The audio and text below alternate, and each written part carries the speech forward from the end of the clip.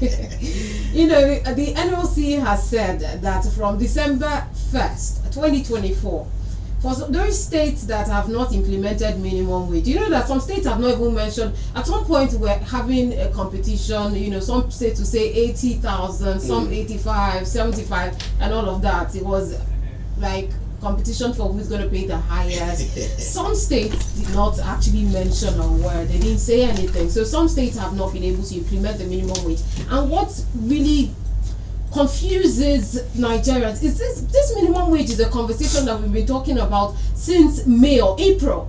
We're in November and we're still talking about the minimum wage. NLC has said it will go on strike from the 1st of December because of those states that have not been able to implement the minimum wage, and this is just like an ultimatum given to them. So if they cannot implement the minimum wage before the 1st of December, industrial action. Yes. What are your thoughts on this decision?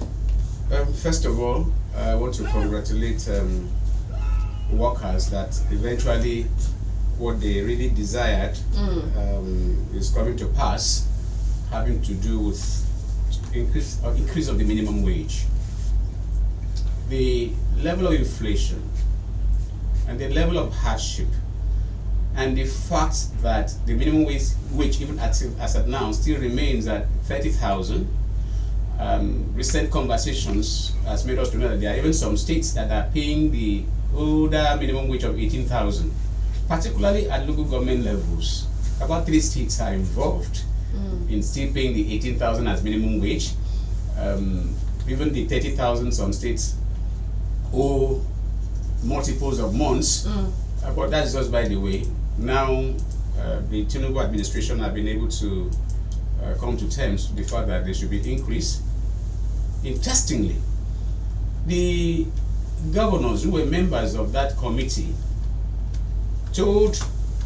made the statement that they cannot pay anything above 60,000. That must have really influenced the federal government to stay put on 30,000, I mean on 70,000. And since Labour had not shown capacity to even negotiate for what is their demands, talk less or even defending the rights of other citizens they should speak for, and they fell in for the 70,000. But guess what?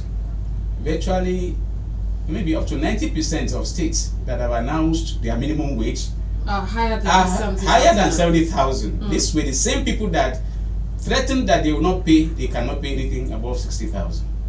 So they are competing, like you said. Some of them are actually trying to say, if I go lower than Lagos, you know, Lagos came up with 85.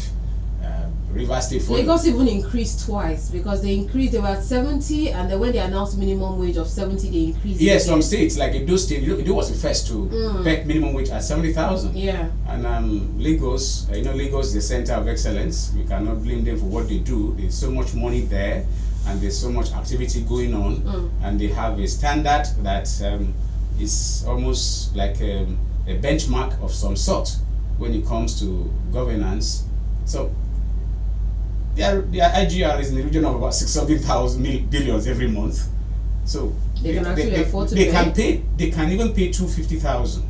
Oh. Yes. So, but the long and short is that a number of states, even Kogi, that was one of the first to announce I think 72,500 or 71,500, and I said, oh, this is good. Meanwhile, their last governor, Yahya Bello, who is in hiding from the EFCC, was owing salaries almost close to 2 years before he left office. He couldn't even pay the minimum wage. So be that as it may, as we speak, some states have not even announced, some have not even set up committees to work out modalities, because wherever you see a leader or a government set up a panel to look at how will this be, come up with recommendation, you now know that that person is serious. But when you see them keep quiet over a thing, they are cooking something behind the scene, which you can be sure is likely going to be anti-people eventually. So far, NLC believes that if they do not threaten the governors with a strike, they are likely not to take action this year, and they will likely want to push it to next year. And like the secretary, NLC secretary for Akwa Ibom State, was on a sister station about about 48 hours ago, he said that Akwa Ibom State NLC will go on strike on December 1 in compliance with the national directive if the state does not begin the payment. And he said something, that agreement, the minimum wage commenced, the agreement was reached in June, and the effective date happens to be July. So some states, if not all the states, or maybe the NLC, are looking at July as the effective date for the payment of the new minimum wage, which I doubt a number of states that may want to do that, even the federal government itself. But be that as it may, the committee set up by His Excellency Dr. Umoino, the governor of Akwa Ibom State, has NLC and TUC as members of that committee to work out modalities, and there's a structuring. It's not 70,000 is minimum wage for the lowest earner. So there are adjustments that are made for different categories of workers till you get to the peak, which happens to be like the permanent secretaries on level 17. You understand? So those increments is what is keeping some of them, like the NLC Secretary General in Akwa Ibom State here said that about 2 levels, either level 13 and level 16 or 17, was where they had issues. So as soon as they reconcile with that, they should be good to go. So for Akwa Ibom State, I'm sure there shouldn't be much issue, because Pastor Moino is workers friendly to the best of my knowledge, and he is pro people because of the kind of things he has done differently from what used to be. And if that tradition continues, we can be sure there won't be any strike in Akwa Ibom State. But be that as it may, I still find labor operating below the level of the quality of activism we should see in an era like this. How so?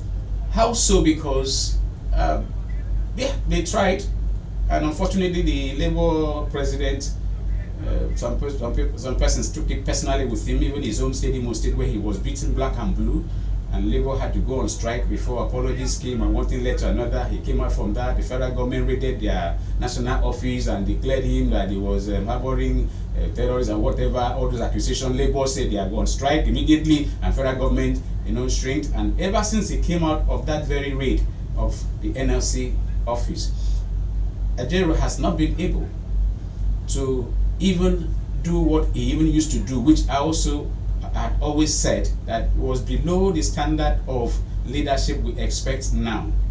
For instance, how would Labour be alive and then NNPCL, that is a limited liability company, assumes the position of a regulator in the oil stream sector?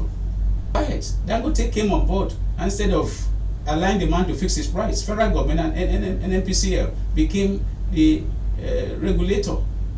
And one thing led to another.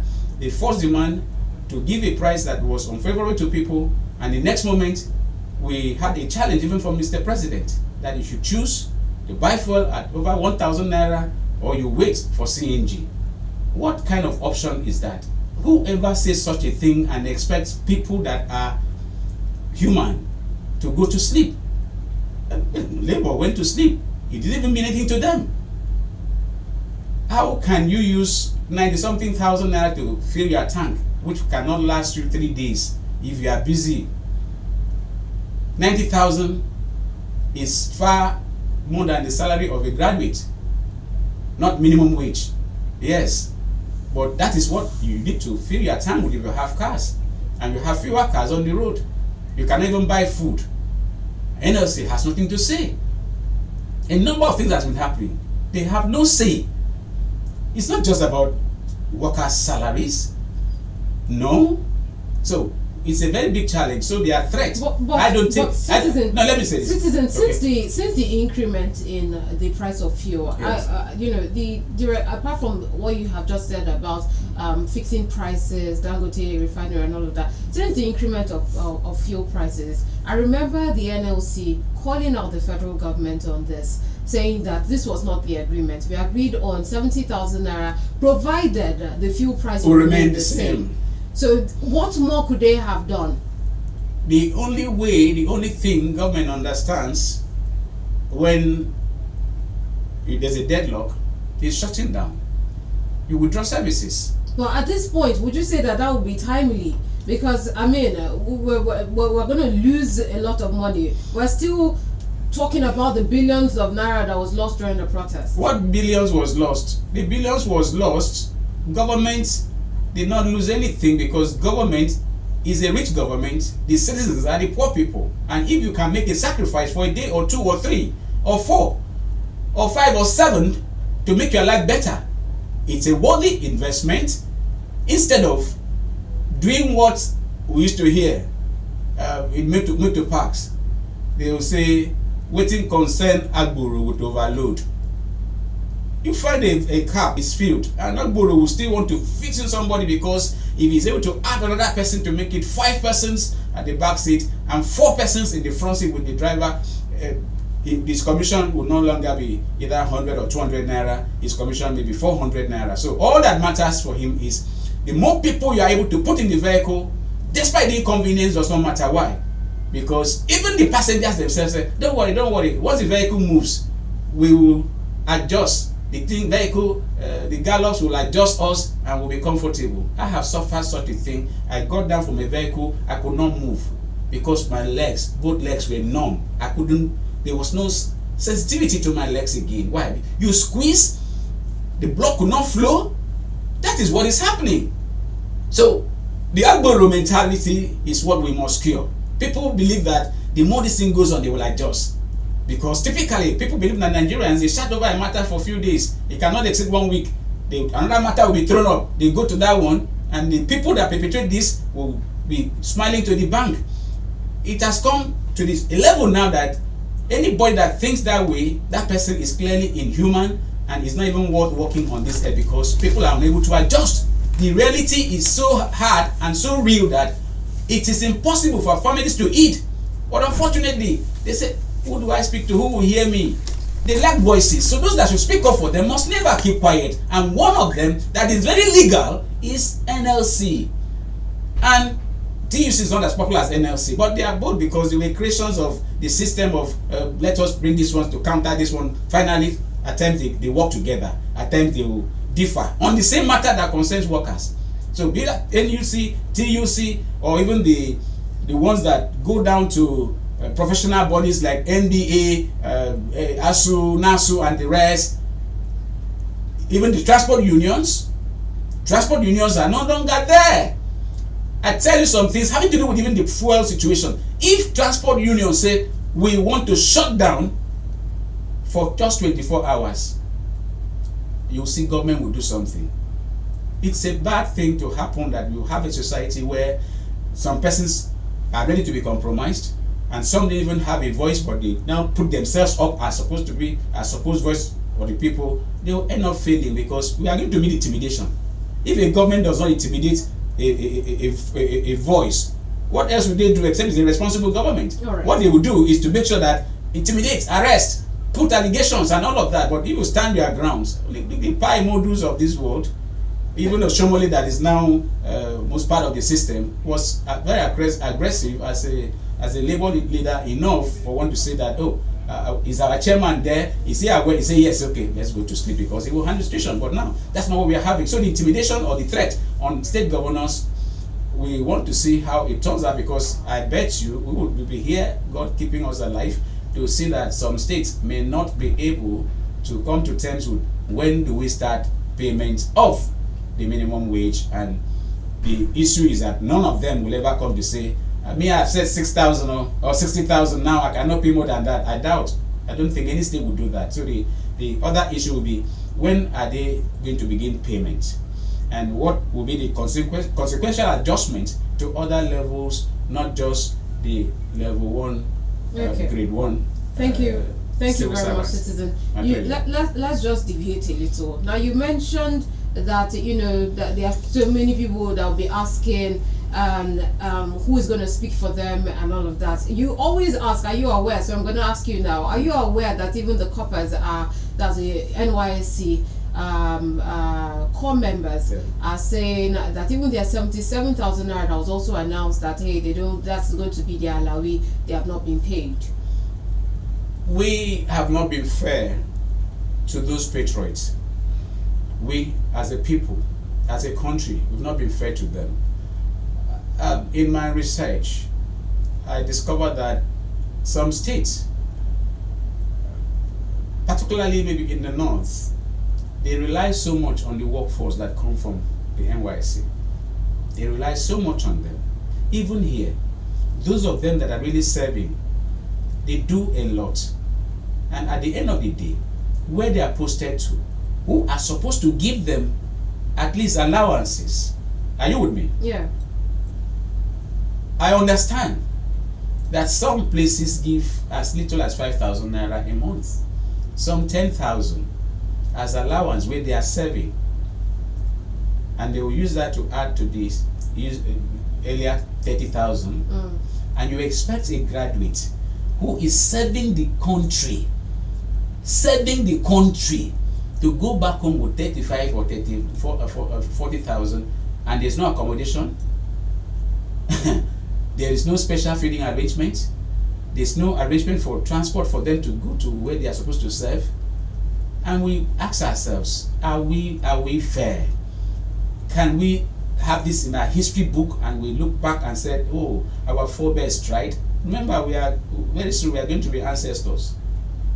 And the next generation will look at us and say, these people were wicked. Because they will see the story, whether we like history or not, people are writing down what is happening. Thank God for even social media. Some of these things may never be destroyed. They say social media never forgets. Never forget. So for the 77,000 for them, it's good that has been done.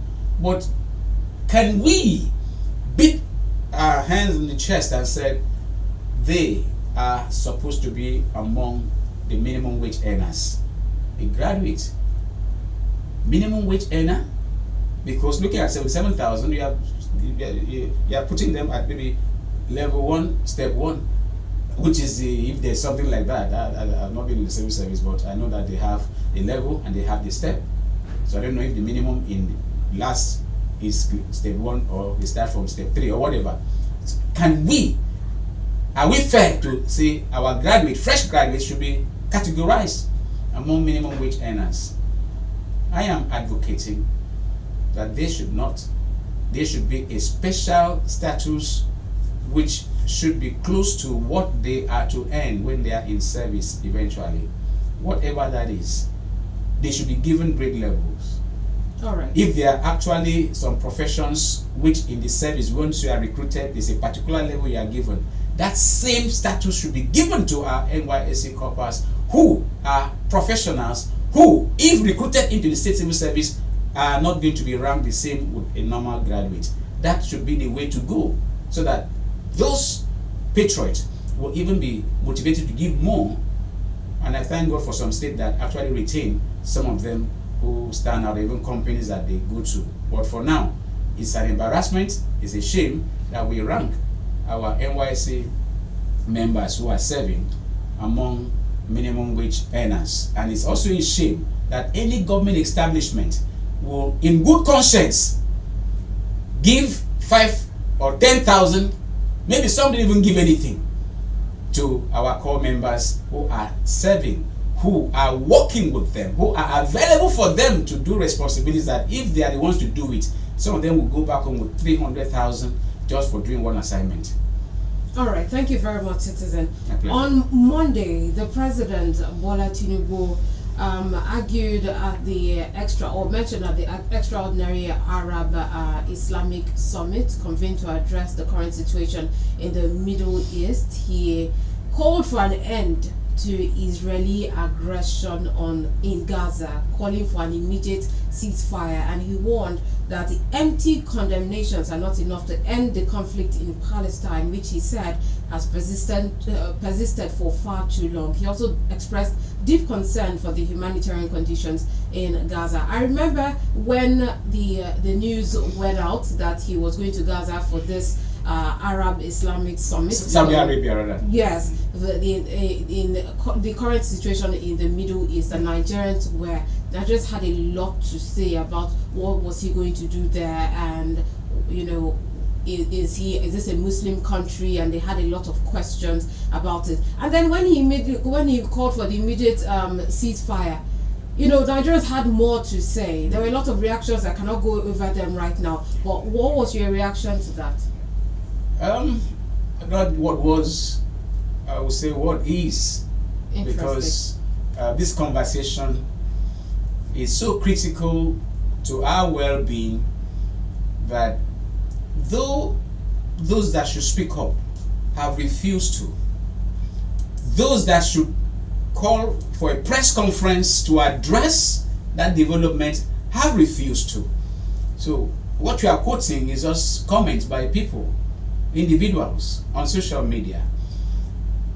One thing we must know is that Nigeria is not an Islamic nation. Nigeria is not an Islamic nation. Though the 19 northern states adopted, or whatever, 12 of the northern states, or 9 or whatever, adopted the Sharia, which was and is still against the constitution of Nigeria, because in the Nigerian constitution, Nigeria is a secular state. We don't have a state or a national religion. But somebody who could not deliver on the mandate of his office felt he has to hide behind religion to gain popularity, and he started it in Zamfara. And I remember the then president was told, stop this insanity that has started. And he said he's going to die a natural death. That was Obasanjo.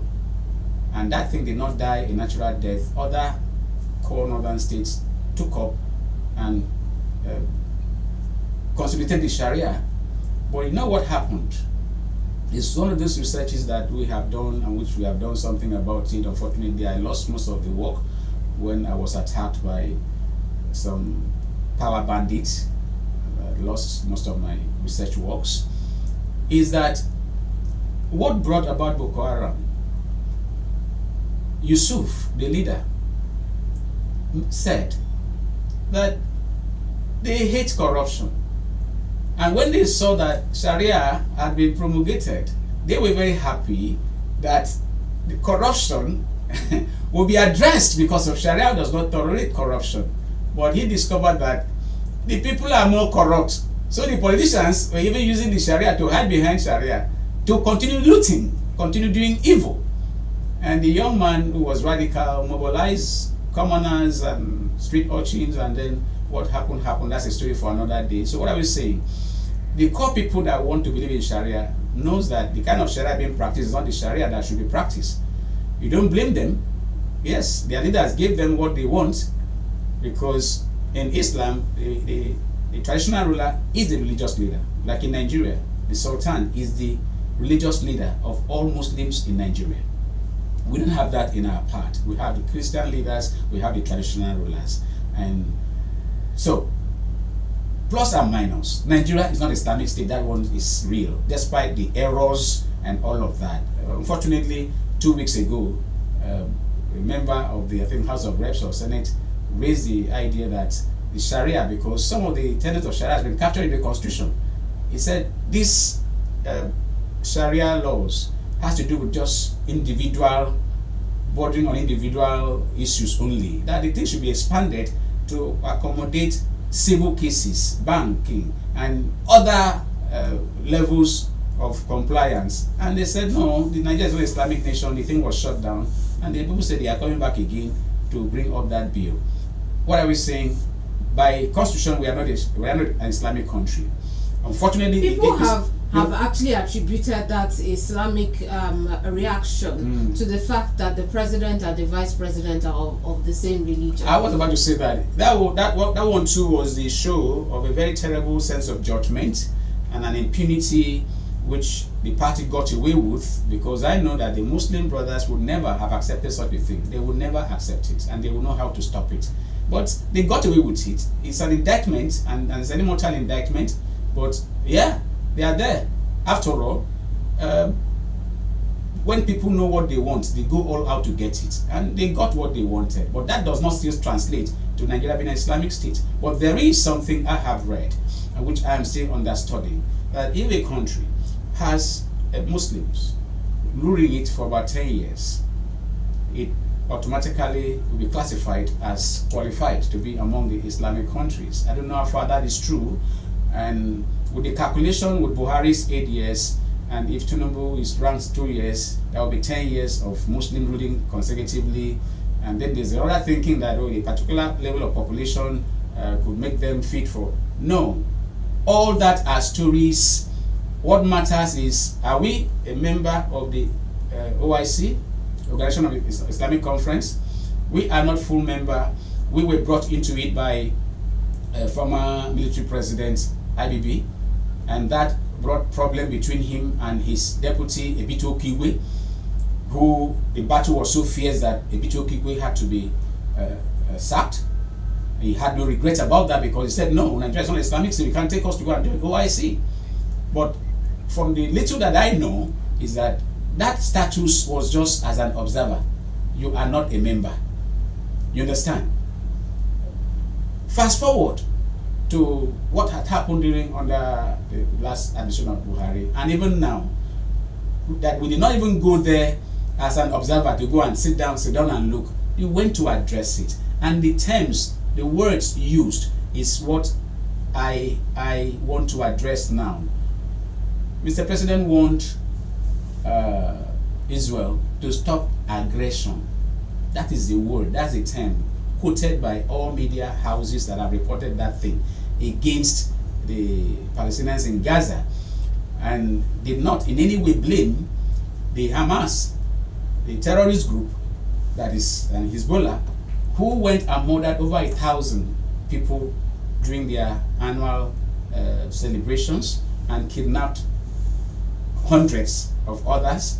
And for those who know Israel, Israel is like the former Brazil in football. If you score them 1, you are not aware of this. If you score Brazil 1, the law then was they will score you 2.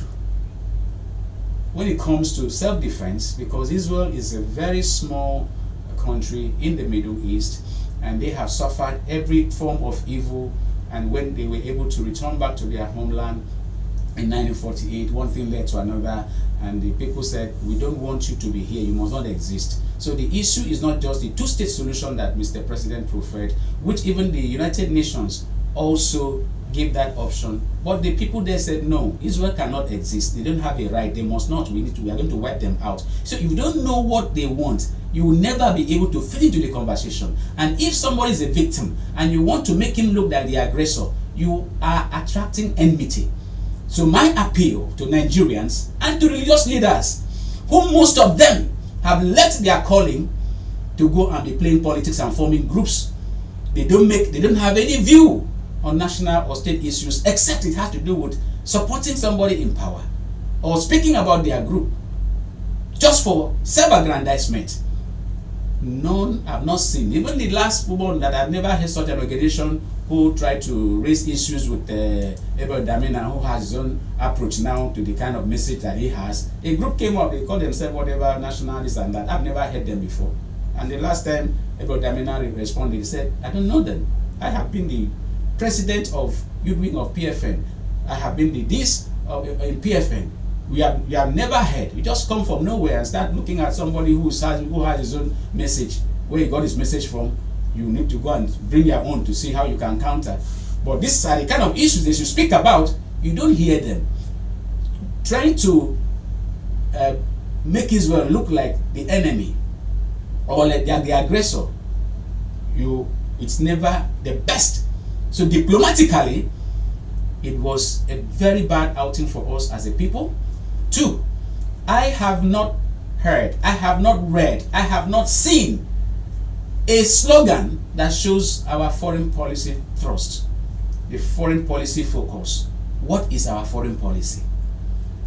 Somebody called Donald Trump, who even those that believe that they have power of life and death in America rose against. Even while he was president, they tried to impeach him. They did everything. Finally, one thing led to another. He lost the last election, the election before this last one, and then he was tried, convicted here and there. But all those did not translate really to get him out of his thinking and his desire. Even his family told him, "Don't go again." He said, "No, I'm going to be the president."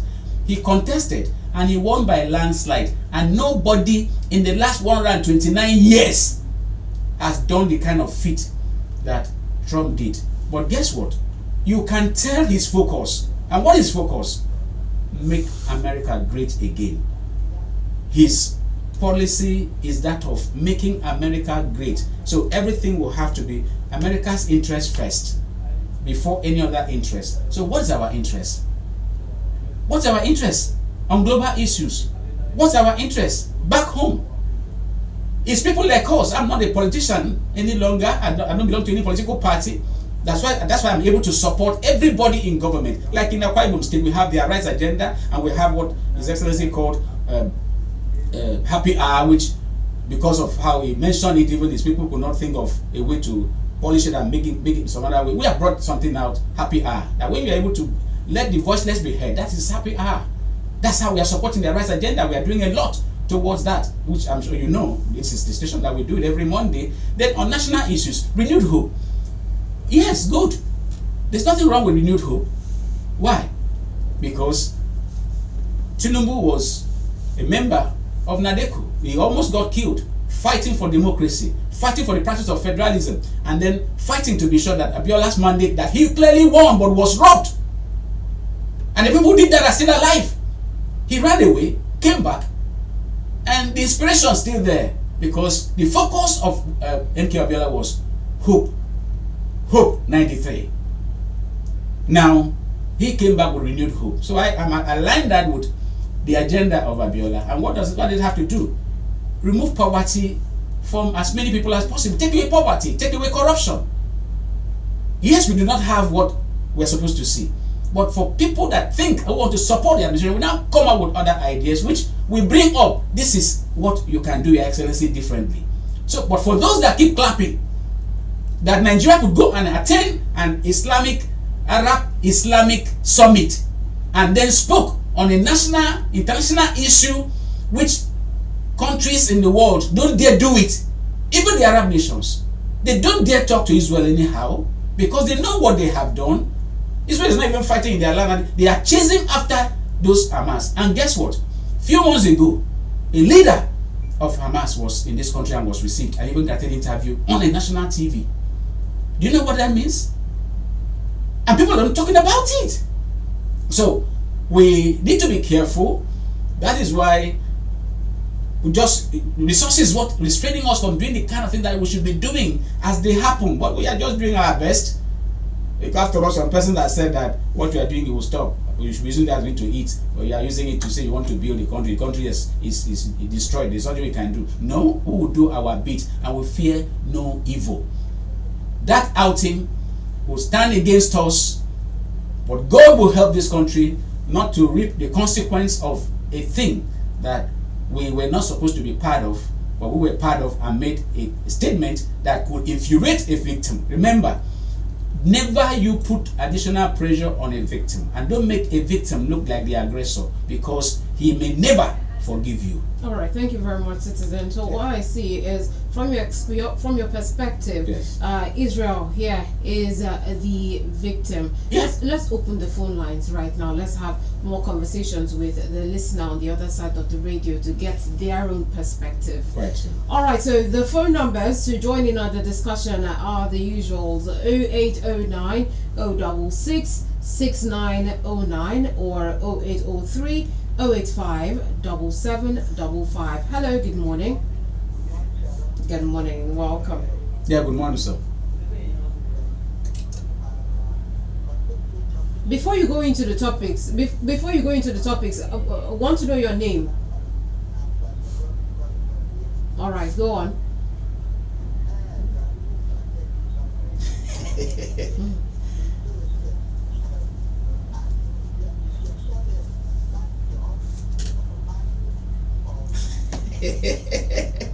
Mandor, Mandor. Yes. Yeah.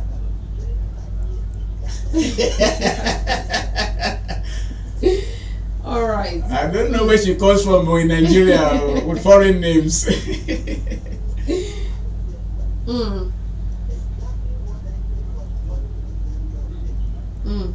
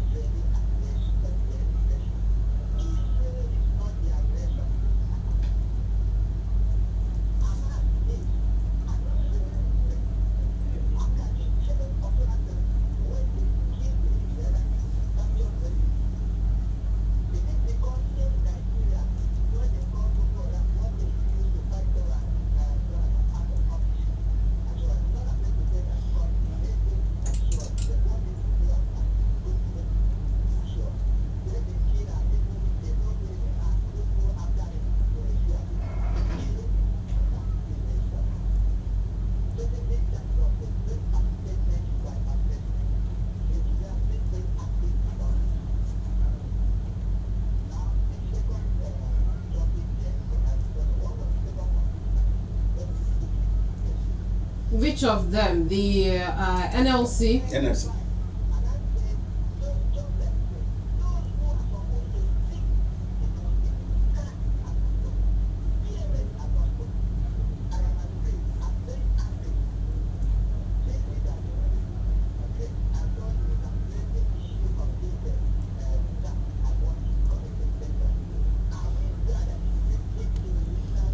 Unitary system. Mm.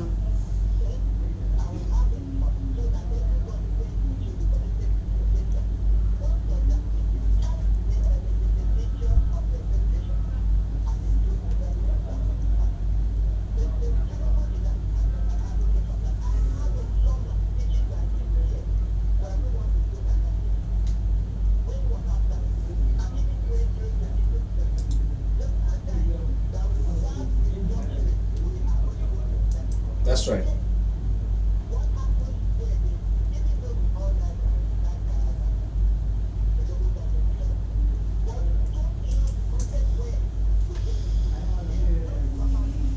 All right.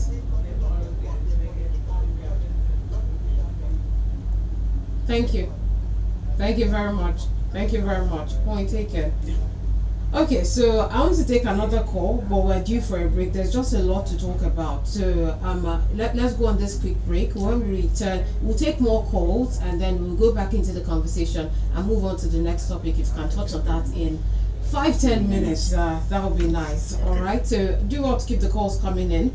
When we come back from this break, let me just read out the phone lines for you: 0803 085 7755 or 0809 066 6909. Joining on the discussion, and then we'll have the analysts respond to your concerns. Stay with us. This is Point on Memories 96.5 FM.